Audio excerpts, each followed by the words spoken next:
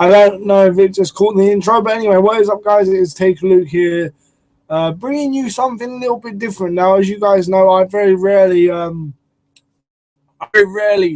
do football videos on this channel, mainly gaming and stuff like that. But I don't know, just briefly, we are looking maybe to move away from the gaming aspect as much and do more of a news kind of like top 10 based channel or something along those lines. First news item of the day is that I need a fucking shave. For those of you that fucking seriously don't think I do, but nonetheless, yeah, basically what this video will be about is the latest Tottenham transfer news and what I think about it and the likeliness of it happening 1 out of 5 and such and so forth. And, you know, we'll see how it goes. As a Tottenham fan myself, I find this video, you know, interesting to do.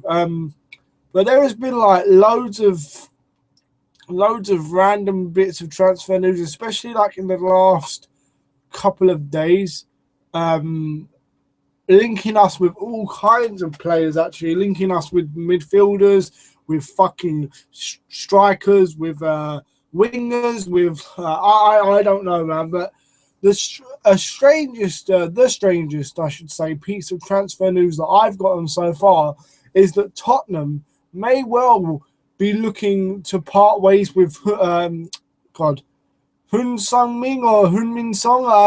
I don't know. I love the guy, but his name is impossible to pronounce.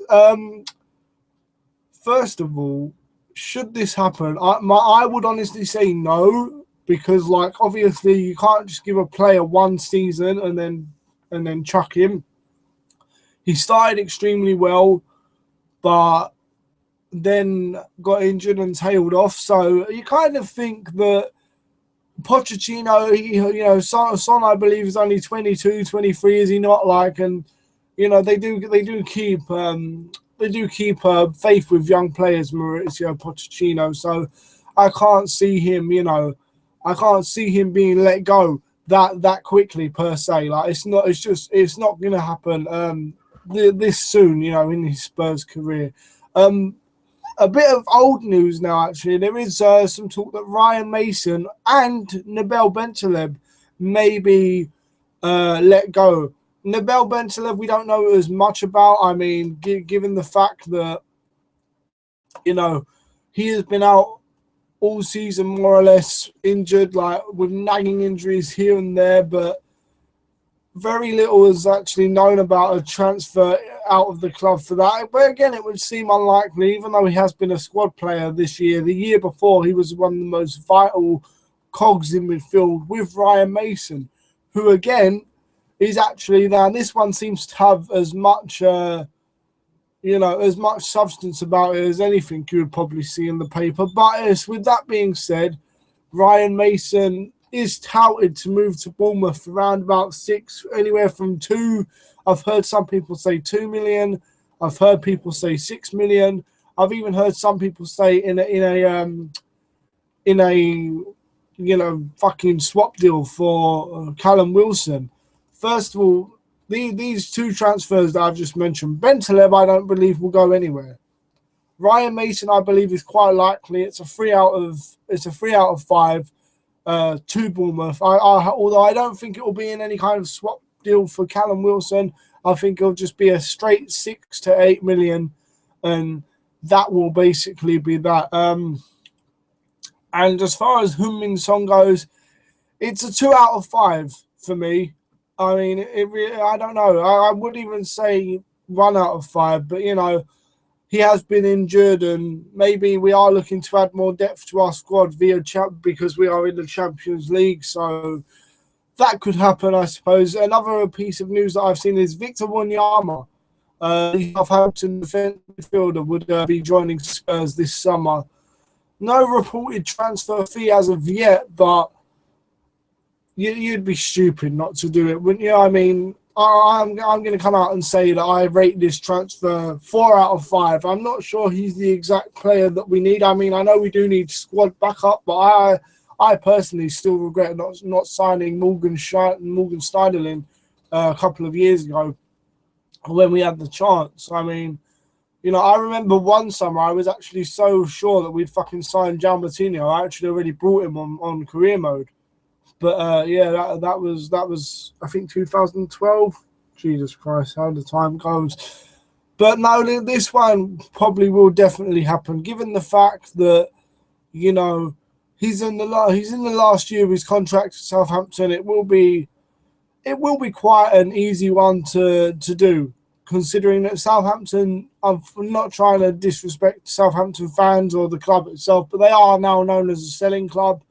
And he's in the last year of his contract, so I don't see there being much like to discuss. Just hope Spurs they don't do an Arsenal and offer a stupid amount for a player, much like they did with Higuain and Suarez, them fucking cunts, Woolwich bastards. But yeah, just hope that they don't offer a stupid amount, 10 to 15 million. You know, he's in the last year of his contract. That might be it. A new piece of transfer news coming out in the last 24 hours is that sorry if I'm butchering this name, but a striker, I think he plays for, is it Sao Paulo? Like Jonathan Corelli? I don't know, man. Like, his father said we've struck a verbal agreement with his club. I mean, he's a striker and he plays in the South American League or Brazilian League. I think he's played for Boca Juniors before. You know, my information on this might be completely wrong in terms of, like, you know, even the fucking player's name might be butchered as pronunciation. But he's a young 23-year-old forward, and I don't want it, man. I don't want fucking unknown names from randomly South America and all this shit. Although I'm going to rate this as a 2 out of 5, maybe a 3 out of 5, considering he is young and Spurs do need a striker. But me personally, I don't want anything to do with that, because, you know, fuck, he's not proven in the Premier League, man. I mean, how many, you know, going back to when we sold Gareth the Wonder Boy Bale in 2013, we must have brought in like fucking 7 or 8 players, and not one of them was from the Premier League. You know, we are a big club. And I don't care if any Arsenal fans come on this video and say, oh, we still finished above you, blah, blah, blah. Listen, mate, we had to crumble like anything for you to even finish a point above us.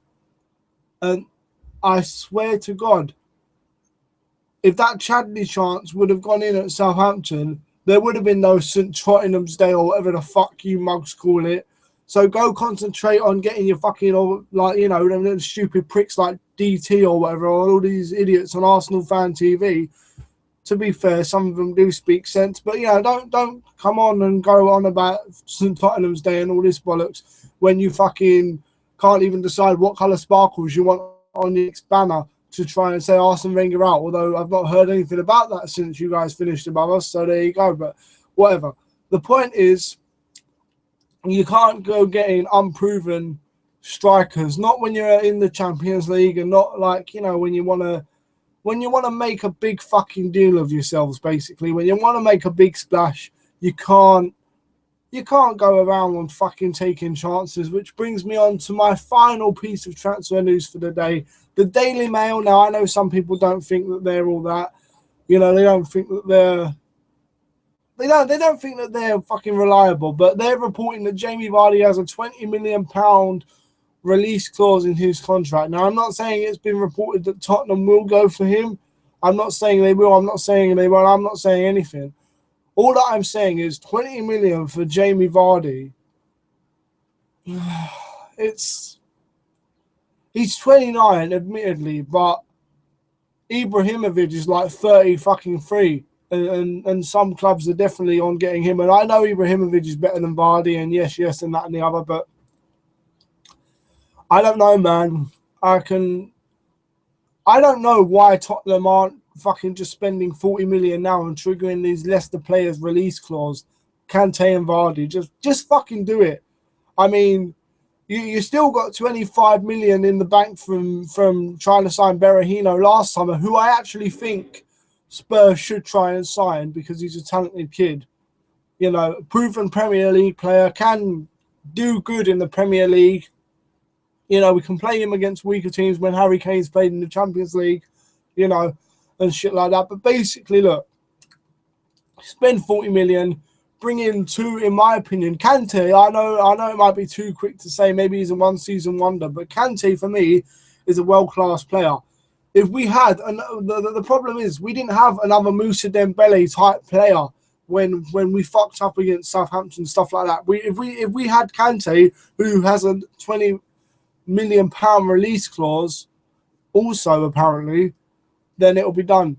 And Vardy, fuck it, I know he's a bit older than what we used to, but hell, I say if we would have had more experience in that squad, a little bit more experience, we wouldn't have lost our shit at Chelsea. Or at least we could have galvanised ourselves for Southampton and Newcastle, which, to be honest, from my point of view, is where you have to talk about your disappointment in certain players like Jan Vertonghen, you know, and possibly Hugo Lloris. I don't think Hugo should be captain either, but that's for another day. I don't think you should, you know, it's hard for a goalkeeper to be captain and be barking out those orders and whatnot. But anyway, guys, this is where I'm going to end this video. Hopefully you have enjoyed it. If you have, like, don't forget to leave a rate, comment, and subscribe. Tell me whether you want more of this stuff or not. Until next time, guys, this has been Take a Look. Thank you for watching this video about Spurs transfer news. Don't often do football videos, but there probably will be some more in the future as we come in towards the transfer window. And, well, it's opening soon, isn't it? Before we know it, we'll be watching fucking Transfer Deadline on Sky Sports News.